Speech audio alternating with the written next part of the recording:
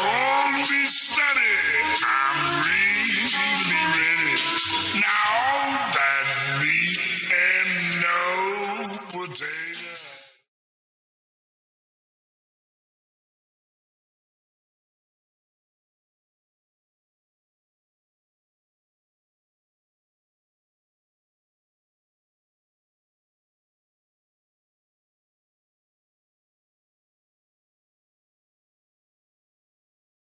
If a pilot is flying around the curve of the Earth, then he should be dipping the nose down every 5 minutes. He should be dipping the nose down to stay around the curve. But the thing that really got me interested was, as you say, the gyroscope. In a plane, there is an artificial horizon. Okay, and it's based on a gyroscope. And if you spin a gyroscope on a surface, it will want to stay upright. You can twist and tilt the surface as much as you like, the gyroscope will stay upright. So, if a plane has a gyroscope and it starts following the curve of the Earth, the gyroscope would stay upright, which means the artificial horizon will start to roll backwards. But it doesn't. That's absolute proof that a plane flies over a flat surface rather than a curved one. Because I asked the pilot on my last flight, do you ever notice the artificial horizon rolling backwards? He said, no, but the artificial horizon has complex electronics in it to make sure it knows where it is on the Earth and it compensates. But I went to the manufacturer of the artificial horizon, and they confirmed to me that it's completely mechanical, nothing electronic in it whatsoever. So it's literally just a gyroscope that can freely move. So that right there is proof to me that planes fly over a plane. None of it makes sense. The problem is that we're taught as children, this ball Earth lie, and you might ask as a child, what about the people in Australia? They're standing on the bottom of the globe, won't they fall off?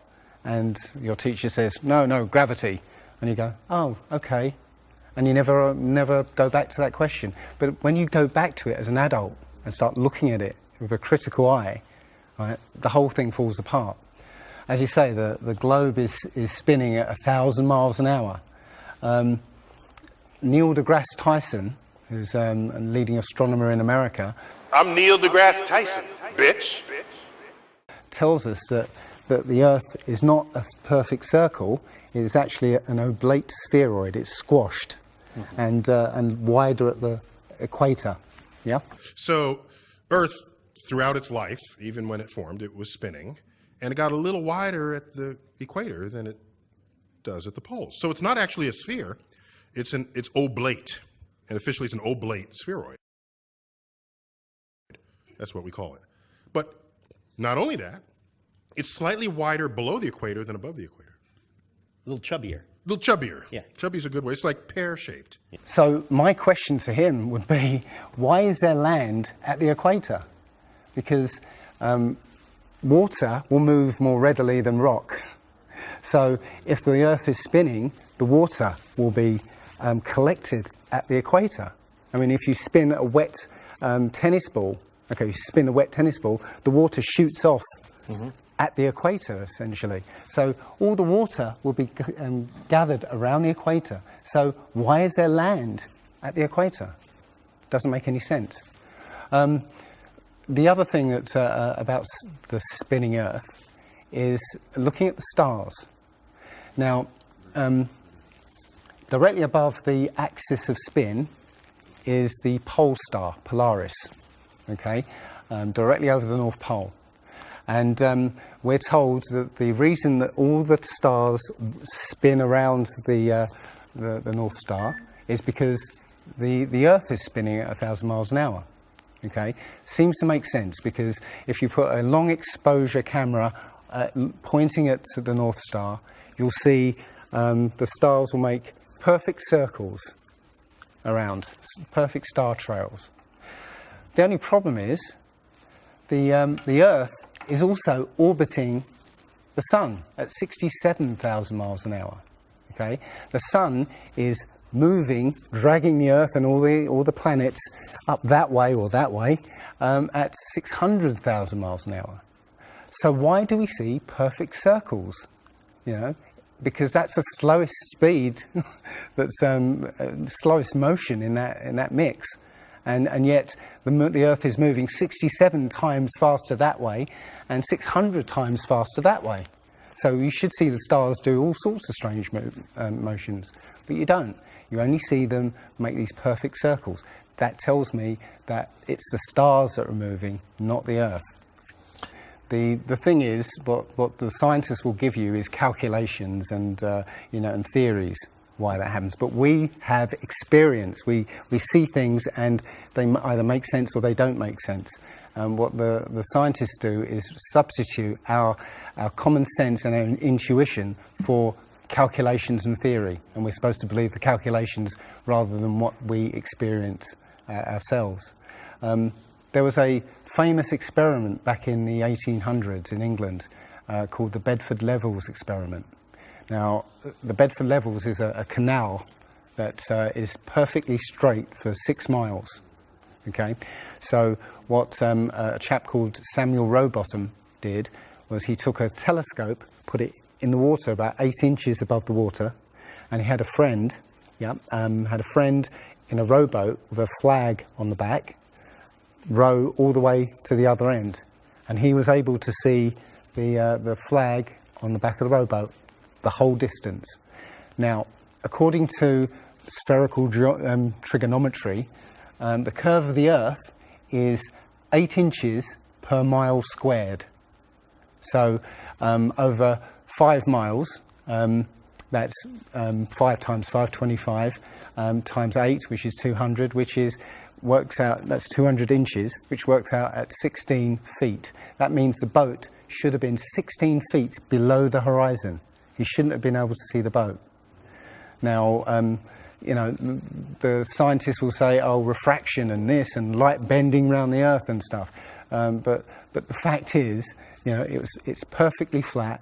And he in his book, he puts forward many arguments that show that, or many experiments that show the Earth is always perfectly flat. They say that you see the mast, go down last. Is literally just the way your vision works. Yeah, it's perspective and atmospherics basically. The limit of your vision is supposedly 3 miles. And then after 3 miles, you're supposed to see the boat start to go over the horizon. It's funny that Neil deGrasse Tyson again says that, explains that you can't see the curvature of the Earth from a plane. He says this, you can't see the curvature of the Earth from a plane because you're not high enough. The Earth is so big that you can't get high enough to see the curvature. Yet, you can apparently see a boat go over the curvature over the distance of 3 miles, which doesn't make sense. The thing is, when you look out and you see a boat start to go over the horizon, if you suddenly get a pair of binoculars and look, it comes back again. And once it goes out the sight of your binoculars, if you get a telescope, it comes back again. It doesn't go over any curve of the horizon. What we found, many people have done experiments with very high-powered zoom cameras, and they've watched a boat sail out to sea, and they've just kept trained on this boat. And what they see is, after a very long distance, you see an atmospheric effect where the bottom of the boat disappears and the top of the boat inverts, so you see a sort of mirror image. And that, with your eyesight, basically the bottom of the boat just melts into the horizon. One of the best examples of that is the Antwerp Notre Dame spire, which can be seen something like 240 kilometres away from the spire. So that should be over a mile below the horizon, and you can still see it. There's been a few famous examples just recently of a man who took a picture across the Great Lakes from Michigan and was able to see, I believe it's Chicago, which he shouldn't have been able to see. And the television station basically said it was a mirage. This is from Joshua Nowicki, and what you're seeing here is a mirage. We typically would not be able to see this from the Lake Michigan shore. We talked about this last night. Conditions are right on the lake that we're actually seeing a mirage of the Chicago skyline. But they always say it's a mirage, but for a mirage to happen, you have to have very specific atmospheric conditions. And there have been so many people who have seen exactly the same thing on different days, different seasons, always the same. It's not a mirage. It's simply that you're looking across a plane. You see in a kind of pyramid shape. Yeah, you have a horizon at your eye level, and everything above the horizon will go down into the horizon. Yeah, everything below the horizon will seem to go up. Just like if you're in a long hallway, you'll see that the walls will start to move in, and the roof and the floor will start to move into the centre. Yeah, so literally between you and the object you're looking at, there's all sorts of things, sort of like waves going up and down, and while you can't see them, if they're beyond the limit of your sight, sometimes they can still obscure what you're looking at. But it's just because they're between you and it. And it's just the way, it's literally perspective. It's better if I could draw a diagram, but it's a very difficult subject to get your head around if you're not used to it. But it is perspective. One sort of other proof is there's a place in Bolivia called Salar de Uyuni, which is a salt flat. It's literally 100 miles wide one way and 80 miles across. And it's perfectly flat. And when it rains, literally you get an inch of water and it looks like a perfect mirror. Now, how does that happen on a sphere? Yeah, it shows you that, if you're one end of this salt flat, you can see perfectly clearly the other end 100 miles away. So it's just showing you that the Earth is flat, and without the effect of the waves in the sea, you'll be able to see a whole lot further. If you were to go to NASA and download one of their photos of the Earth in the moon's sky and put it in Photoshop, okay, drop the saturation and the levels down, you'll see that the Earth has been pasted in, because you'll see a rectangular box around the Earth. It's all fraud, it's all fake. Pretty much everything NASA puts out is fraudulent. There are no images of Earth from space. The only one that NASA actually claims is a photograph was from 1972, and it's the famous picture. It's got Africa sort of near the top, and it's the same picture they've been using for the last 40 or 50 years in every textbook. Every other image is what they call a composite. It's Photoshop. There was another layer to sort of simulate the atmosphere. And then there's this little bright spot. It's called the specular highlight. So it's the reflection of sunlight off of water. Those are the pieces, but you can't just slap them all together. It just didn't look realistic. It looks kind of flat, or the clouds are sort of too see-through. So I just hit Command-Z a lot. There's artistry to creating the world. What I imagine it to be. Unfortunately, I'm not an astronaut. I've never been to space. But I've looked at these images over and over again, trying to sort of get the essence of it. It is photoshopped, but it's has to be. It is photoshopped, but it's has to be. It is photoshopped, but it's has to be. It is photoshopped, but it's has to be. And many of us have been looking at these images of Earth, including the one they called the Big Blue Marble, which was released in 2002, I think. Again, when you zoom into it with Photoshop, you'll see where they've used the clone tool in Photoshop to take a picture of one of the clouds and stamp it in various places around the picture. And they got lazy. In another image, they've even photoshopped the word sex in the clouds, which is a subliminal tool they use to get people to sort of relate to something. They literally, you can look at this and you can find it on NASA's website. In a video I'm working on at the moment, I've got a video from what they call the Galileo space probe. As it left Earth, it took a series of shots of Earth, apparently. And you see that over the course of 25 hours, the clouds never move. Okay.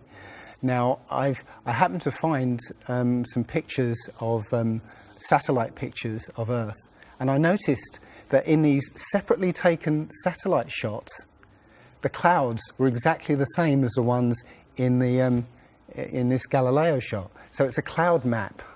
It would be very simple indeed to just silence everybody, put an end to this topic once and for all, turn the Hubble round and show us Earth in real time, zooming in onto a place so that we can see what's happening at that place, and we know that there is something up there looking down on us from space. But they will not do it. They can't do it. It doesn't exist.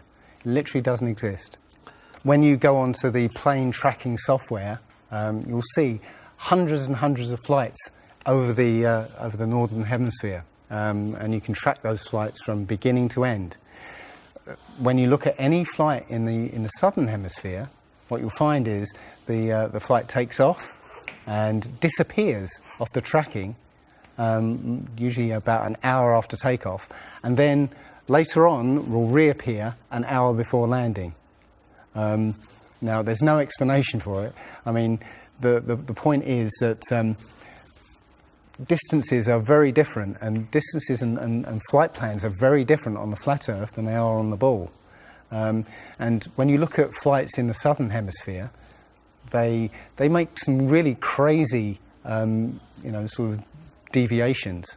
So, for instance, if we look on here, let's say a flight from Cape Town over here to Australia, say Sydney in Australia, they will take you to Dubai first, somewhere around here, yes. Just recently there was a case of a woman who was pregnant on a flight, and she was her waters broke on the flight. And I think it was from the Philippines to Los Angeles. Mm-hmm. And again, if you look on this map, you're from around here somewhere to here. Okay. Now they were flying across, and literally her waters broke, and they had to divert. They had to land. So instead of either going back to the Philippines or going on to Los Angeles, they landed in Alaska. Which again, if you look on the flat map, it's again a straight path. Santiago, Chile to Australia, mm-hmm. right? Will usually stop in Los Angeles. Again, you can see on the flat map that it's again a straight path.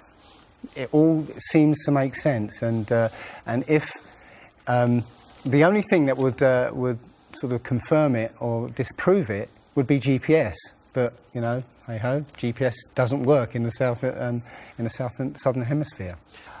This is an issue because there have been a few people who said they've taken flights that have taken only 14 hours, and they're direct flights from Australia to South America. Now, somebody has actually redrawn the flat map to take into account these the distances. And apparently the distances work out. I haven't seen the map myself, but I should be looking further into it. But yes, up until these people came forward, and again, I haven't seen any real evidence that they have taken these flights. They told me they've taken these flights, but who knows? They can actually advertise a flight that's direct. They can price it out of the range of most people to take, and then if anybody does take it, they could cancel it. I don't think any flights actually fly directly over the North Pole at all. I think they skirt the North Pole, but I don't think they fly directly over the actual pole. So I don't know if it's to do with magnetics. The only thing I do know is that nothing flies over the South Pole, because again, on a flat map, the South Pole, the continent of Antarctica, is the ring around the Earth. So you can't fly over the ring and get anywhere. That's why we're not allowed to go there. I mean, think about it. It's the only treaty that's all these countries have signed and never broken and completely agreed on. It's the only one. And what treaty is there that everybody's agreed on? We're being kept away from it for a reason. They have some scientific bases there. Yeah, and literally it's controlled by the military. If you try and go there by yourself, you will be sort of picked up and escorted back. There was a guy called Jarls Anderhoy who tried to take a mission to the Antarctica, and he was picked up and taken back by the military. It's a good reason, because they don't want you finding out what's beyond. Admiral Byrd he actually did four expeditions, and most of them were military expeditions with huge military groups. Thousands of people, planes, boats, the works. And yes, he confirmed in an interview that he discovered a continent as big as the continental United States out there, that was with warm water lakes and mountains and everything, that was completely uninhabited. And he described it as the other side of the South Pole to Middle America. So on the globe, that means it would be somewhere in the Indian Ocean. There's a huge continent that nobody knows about. So yeah, there's more going on than meets the eye. The other thing is, after Admiral Byrd came back after his last expedition, Antarctica was sealed off, and both America and the Russians started firing nuclear missiles straight up. Now, in America, that was called Project Operation Fishbowl, and it came under something called Project Dominic. Well, Fishbowl makes sense, because it seems like Admiral Byrd found the edge of the dome, while he was out there. And as soon as he left there, they started firing missiles straight up, I believe, to try and test how far that dome went. If you look at the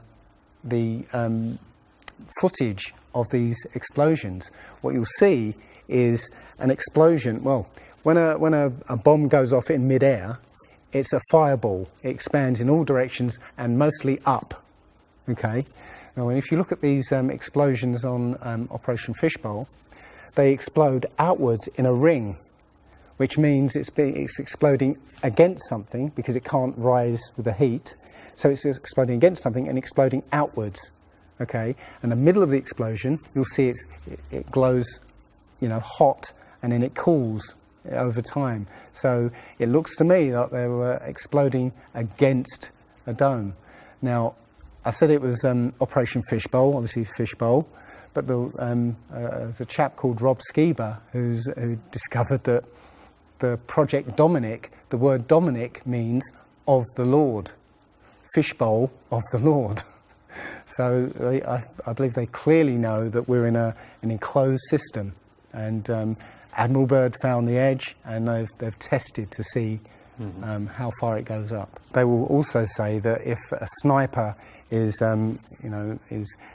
trying to hit something a great distance, a couple of miles away, they have to take into consideration the spinning of the Earth, because they say that as the bullet leaves the muzzle of the gun, it's now independent of the rotation of the Earth. So, the Earth will spin away from where the bullet, and you have to take that into account. They say that about artillery shells as well, but it's not true.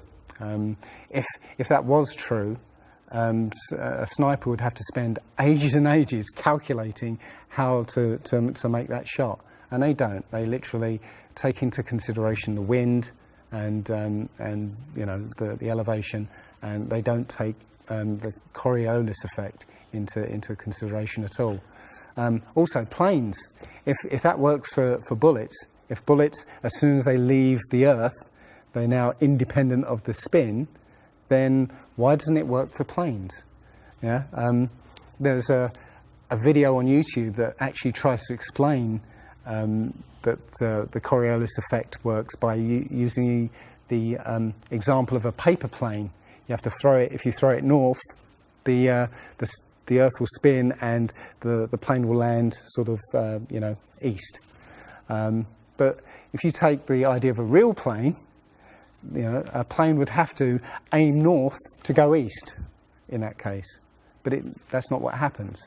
And if that was the case as well, planes would have to land on runways that are moving, and that would be impossible. But how is it that you can take a flight from London to New York and it will take exactly the same time as a flight from New York to London? Yeah, one's with the spin of the planet and the other one's against it. So it doesn't make sense. They'll say that the whole atmosphere is moving, yeah, with the planet, but that doesn't make sense either, because you know, the atmosphere, say it's that thick, the top layer of the atmosphere will be moving slow, and as further you get in, will be moving faster. So, you know, if everything is moving like that, how do you get a light breeze that blows against the spin of the planet? You know, how do you get a breeze that goes from north to south? It just doesn't make sense. And again, science will give you calculations and you know, esoteric ideas, but you know, you can go out and look for yourself, and you'll see, you know, you'll see what makes sense and what doesn't. The other thing is that, you know, we have senses to be able to sense acceleration. Yeah, you get in a car and somebody puts their foot down, you know, and you get thrown back in your seat. You can feel the acceleration. Yeah, you can feel changes, very minute changes of acceleration.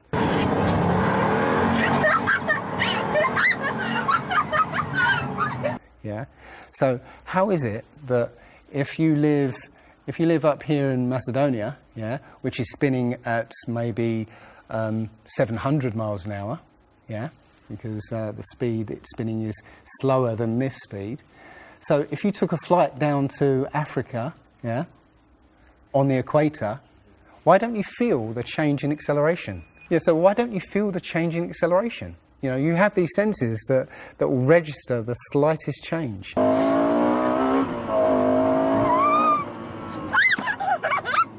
Yeah, but you get off the plane there and you don't feel dizzy, you know, because now you're moving a lot faster. So no, it doesn't make sense.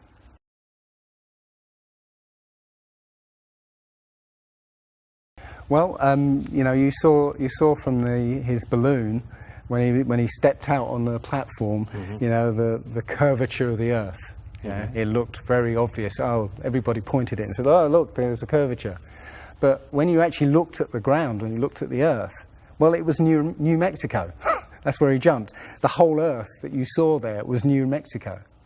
So if that was a curvature, the Earth must be very, very small indeed, and New Mexico must take up a huge part of it. Yeah, it was a fisheye lens to curve that, to make that curve. And when he jumped, it took I think it took him like 2 hours to get to that height. Yeah, he went straight up.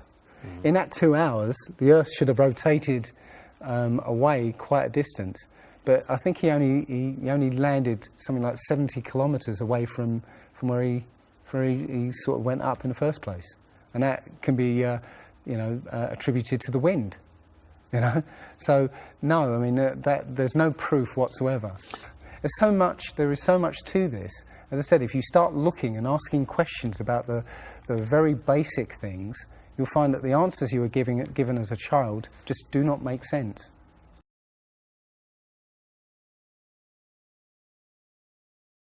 So the idea there is that it must be a globe because the sun. If the sun's here, then it's got to be dark on the other side. Well, the thing about the sun is that we're told it's 93 million miles away. It's not. It's actually something around 3,000 miles away, and about 34 miles across.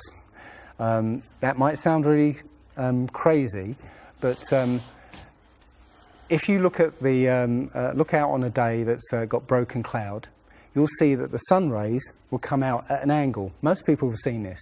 The rays come down at angles. If the sun was 93 million miles away, then all the light will be coming parallel. So if you imagine, there's no way to show 93 million miles, but something way over there, all the light that reaches this globe will be parallel. There's no way that light can come that far and spread out like that. Now, if you follow those light rays, you'll see exactly where the sun is. And as I said, it works out to be about 3,100 miles.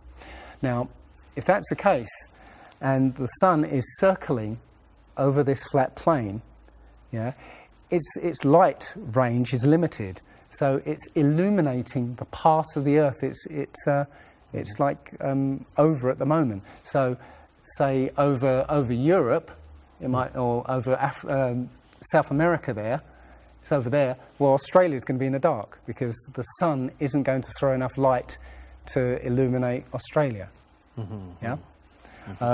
Now, most people say, well, I see the sun rise and set. How can that be if it's just going round in a circle? Well, that's perspective again.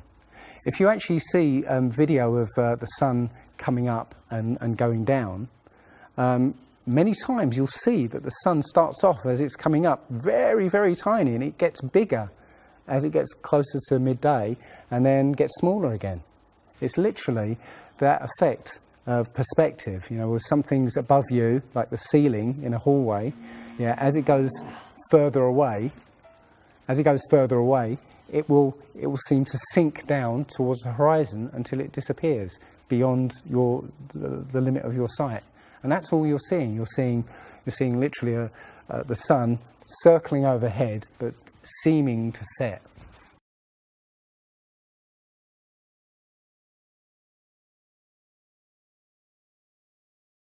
There was a team in California that launched a rocket 75 miles up.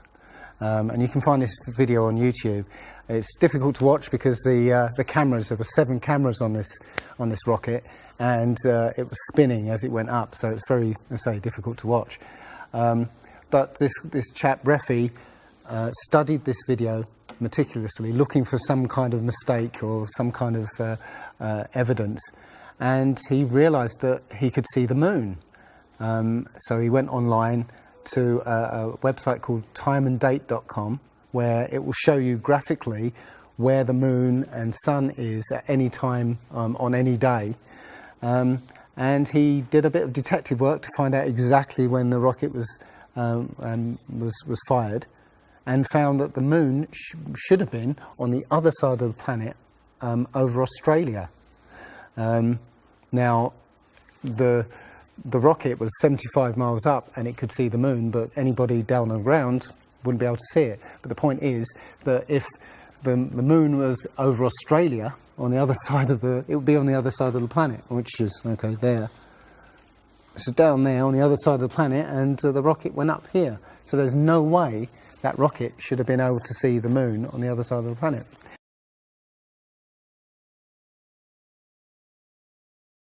If you watch the trajectory of the space shuttle, it doesn't go straight up. It always goes in a curve and out to sea. The point is that they actually go horizontal. The space shuttle goes horizontal. It never goes any further up. It goes horizontal, very low down in the atmosphere, because it drops its external tank while it's still in the atmosphere. So it's still in the atmosphere while it's horizontal, so it never gets any higher, and it goes out of sight, not because it goes too high, because it goes too far downrange. And it seems that nobody's ever on the space shuttle And the proof of that is the Challenger disaster. In, I believe it's 1986, the Challenger exploded just after takeoff and killed 7 astronauts. But it turns out that 6 of the astronauts are still alive, and most of them are using their original names. And you can find pictures of them. They're using the same names, and they're doing ordinary jobs now. Teachers, lecturers, lawyers, whatever. But they're still alive. I think it's a mock-up. I think it's an empty shell, and literally just dishes in the sea, out of sight. And they have a plane that's mocked up to look like a space shuttle. And you can see whenever the space shuttle lands, you can hear it. It's a loud jet engine. You watch any video of the space shuttle landing, you can tell it's a jet engine. It's a jet-powered aircraft. That's it. It's not a glider. In my video, I show you a glider, how that seems, and then I show you the space shuttle. And yeah, it's not a glider. It's an aircraft. And that's what they're fooling us. They're taking billions of dollars in and giving us images and fake planes for that 10 billion, however many billions of dollars it is. But you've got the external tank and the space shuttle. Yeah, it's like horizontal at this point, and then they drop the tank. Okay, now the space shuttle isn't powered at this point because the tank has all the fuel. Yes. Okay, so when the engine stops, the tank is dropped. Basically, the space shuttle and tank should follow the same path because neither of them are powered. They should both fall in the same way. Now, because the tank has all the fuel, those pods on the back of the space shuttle aren't fuel tanks. They have a very, very small amount of fuel in there for orbital manoeuvring.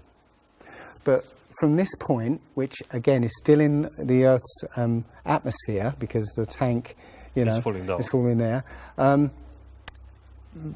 it now has to go from there into orbit. They haven't got the fuel there to insert it into orbit.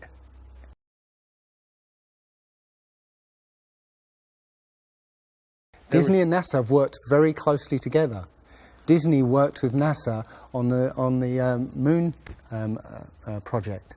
Yeah, they filmed it so that it would be entertaining for the masses. Yeah, and they're still working with NASA.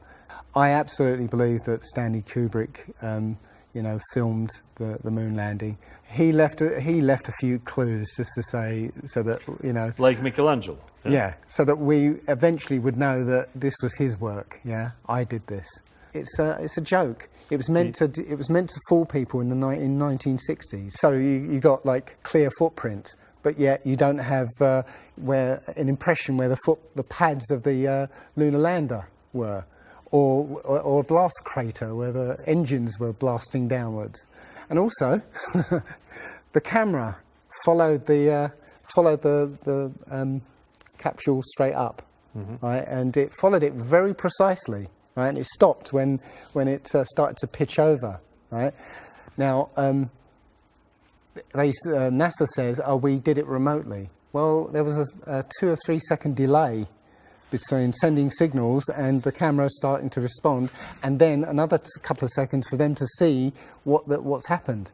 So it's next to impossible to get that sort of accuracy with that kind of, and it's only done once. I mean, they can't sort of keep doing it over and get it right. They do it once and they got it right the first time. So no, it's either they left an astronaut on the moon to film them, or it was fake. It was fake. It was absolutely fake. There's not too many people involved in this. I mean, NASA controls space as such. The other agencies have popped up, but literally it's a money-making scheme. NASA makes hundreds of billions of dollars a year. Dobra, Rusi. Okay. The Russians, they're getting in on the act as well. They make money from this. And have you seen the imagery that they put out? The Chinese have put out, or I think it was the Japanese that put out images of Earth from the moon, and it looks even more fake than NASA's ones. It's a money-making scheme, and they're all joining the bandwagon. But you know, that isn't the first thing that's been hidden over the years. I mean, we're all driving petrol cars because 100 years ago, the Rockefeller family basically cornered the market on oil, and the car industry was going electric.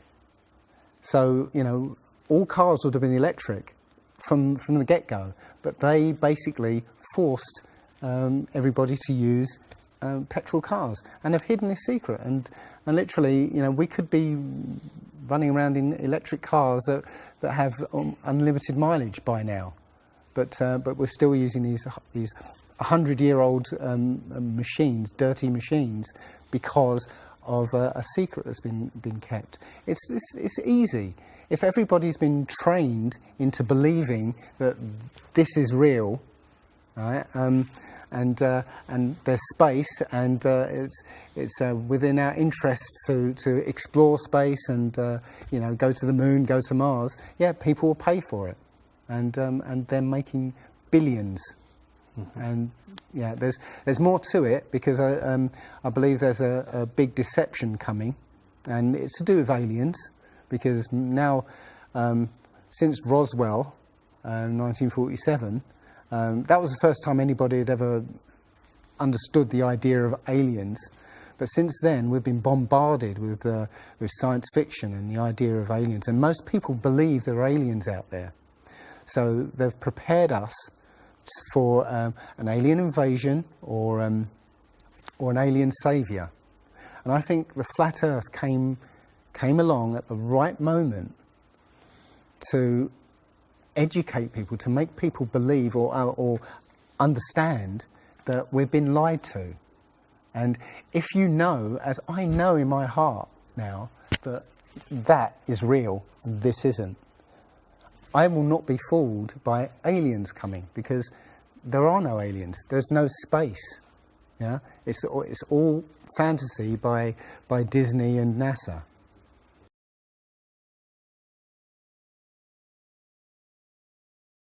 Well, the Bible has a very, very clear view of what this place is, and it matches that place more than it matches this. Okay, and what it says is the great deep is under it, just water. It's just deep water, and above the firmament is water. And you know, it says in Genesis that he separated the water below from the water above, and made a space, and then made dry land appear out of the water. So what's under the flat Earth? Well, it's water, and it just goes on. Again, I don't know for sure, because I've not been under there. I don't know what's past the outside of, or the you know, the first few hundred miles of Antarctica. But everything I've seen over the last year and a half tells me that is true and this isn't. And I'm starting to believe and trust my intuition about this.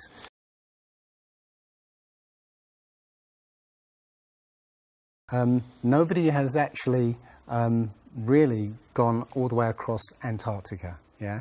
Now there are millionaires out there who could, you know, assemble the resources to make an expedition and completely, you know, go across and chart Antarctica and make a name for themselves, being the first person to do that. Yeah. But nobody ever does. One thing I was going to say, which is slightly totally off topic, but the topic I really want to go to is that people, ordinary people, have become scientists through this. Okay, you know, the science community is ignoring a lot of the things that we're looking at, and so normal people are going out and doing experiments. And one of the experiments has turned up an amazing fact that we've not been told, and it destroys the whole idea of this heliocentric system. And that is the moon. If you if you get a piece of card, put it on the floor, and sort of you put another piece of card to act as a barrier for the moonlight. So you have the moon above, card on the floor, and a piece of card in front to shield half of the card. Yeah. Now, a lot of people have these laser thermometers. Now, you can actually measure the temperature of the moonlight next to the temperature of the shade of the moonlight, and you'll find the moonlight is colder than the shade, the opposite from the sun. So the moon is throwing out its own light, and that light is the opposite from the sun. Now, that tells you that it's not reflecting the sun's light. It's producing its own, and its light is different from the sun's. So, you know, the scientific community have not told us this, yeah, because they won't tell us this because it destroys this idea that the sun is, you know, is lighting up the moon.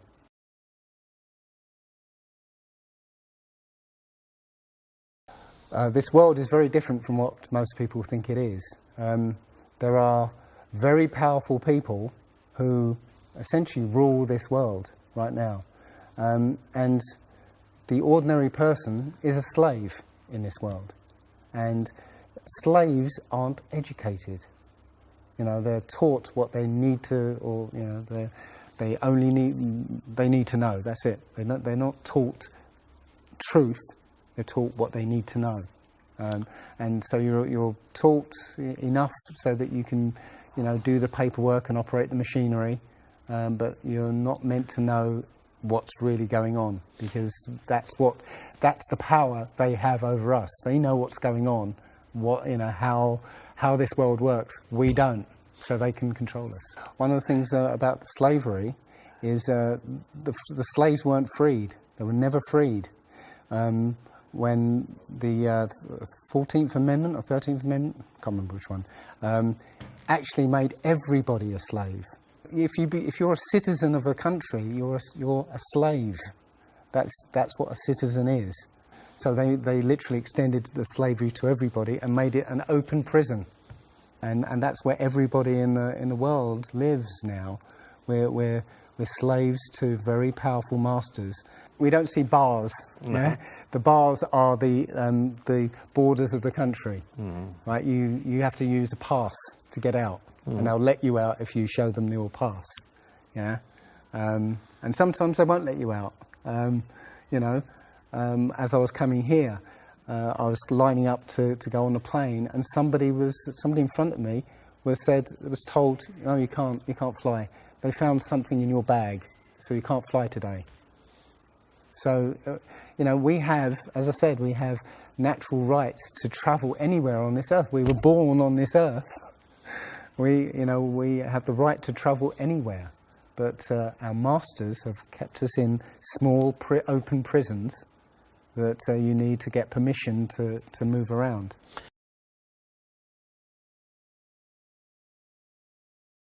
This idea that, billions of years ago, nothing exploded and then everything came out of that nothingness. Ridiculous. But they try to make you believe that the idea that a supreme being, a creator, created this is ridiculous compared to that idea. I mean, if you look at it objectively, I would lean towards a creator because, there's so much that points to, the fingerprint of a creator. But it's no less ridiculous than nothing exploding and becoming something. In my opinion, the Big Bang theory and the theory of evolution and the ball Earth theory are all interlinked, and they're all there to make us feel as though we're insignificant. We're small, tiny, miniature, unimportant pieces of slime crawling around on a speck of dust in an infinite universe. If that's true, and there's no purpose, there's no meaning to anything, then our owners can do whatever they want with us. Then, this is all accidental, so food can be genetically modified because it's imperfect. You know, we can be modified because we're imperfect. You know, if we realise that this is the universe, and Complete universe. yes, this system is the Is complete everything. is everything. Everything that NASA has put out is CGI, is fake. Okay, you know, people say, I think you mentioned it. You know, if you look out into the universe, you see that the moon is round, you know, spherical, and the planets are spherical, and so why are we flat? Well, how do you know that the planets and the stars are spherical? You know, all you get is, if you look for a telescope, you see a flat disk. If you think you see a spherical shape there, well, it needs two eyes to resolve 3D. If you're looking for a telescope, you can't see anything in 3D. It's going to be flat anyway. So all you see is a flat blob of light. It's only NASA that's given you these beautiful pictures of so-called planets and stars. Yeah.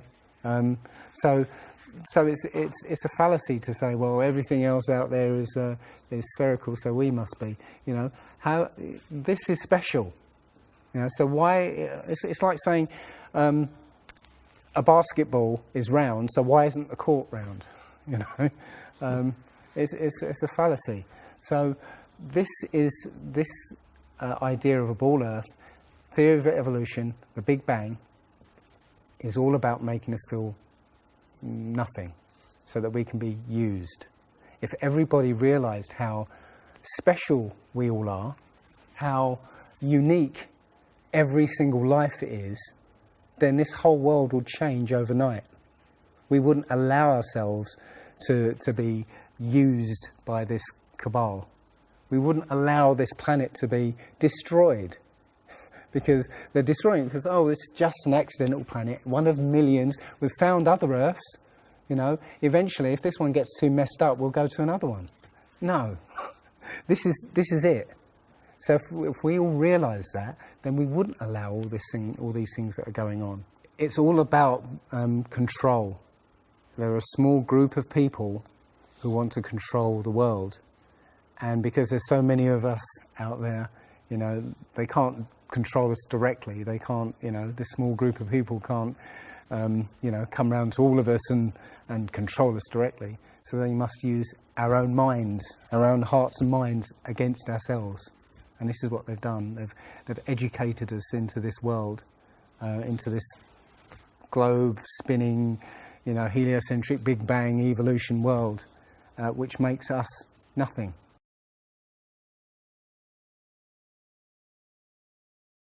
This is amazing because when I first started looking, it was about a year and a half ago, I looked on YouTube and there were maybe about 100 videos, not even that probably, and nobody was talking about it, right?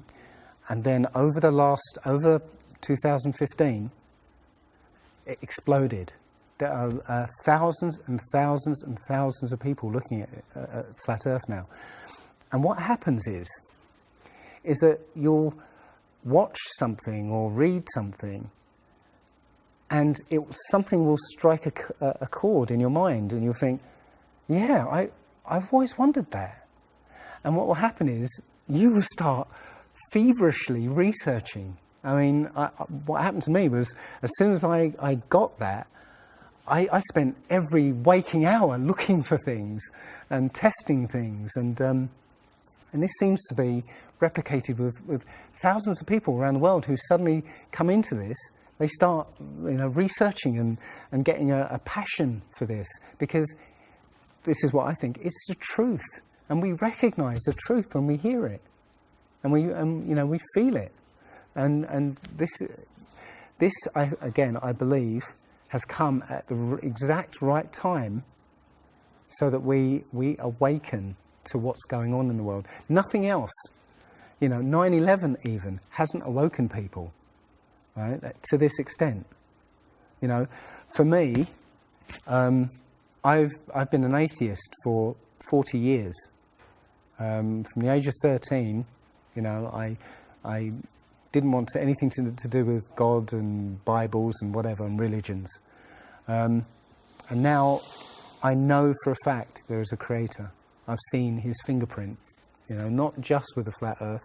Everything I've done in the last 5 or 10 years has led me to see that there is a creator now. And there's a great many people out there who have had exactly the same revelation as I have. And it is. I'm now following the commandments and trying to be the best human being that I can be, because I think it was a guy called Kent Hovind who said there are only 2 possibilities. Either there is a God or there isn't. And both of them are terrifying. Yeah. If there isn't a God, then nobody's in control. We're hurtling through space and there's no plan and there's no nothing, and you know, that's terrifying. If there is a God, then we'd better find out who he is and what he wants and do exactly what he says. And it turns out that he gave us very specific instructions on how to live. And they're not rules as in, you know, laws that you must follow because you know, or put you in prison if you don't. No, these are rules to live by, to make a harmonious world. You know, don't harm anyone, don't kill anybody, don't steal from people. You know, don't covet people's items. You know, Don't lie. Don't lie. I mean, these things are written in our hearts anyway.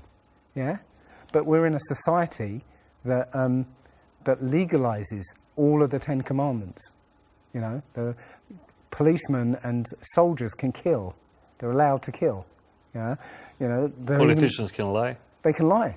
They're lying all the time. They're actually. lying all the time. Police have been told that they are allowed to lie to try and get to catch somebody. Yeah, they're allowed to lie. Everything in the 10 Commandments is legalized in this society. That tells you who runs this society. Yeah. So yeah, this is a profound movement. I don't like using the word movement, but it's a profound shift in consciousness for people, because unlike any other topic that's come out in the last few years, this one has made people realise that they've been lied to.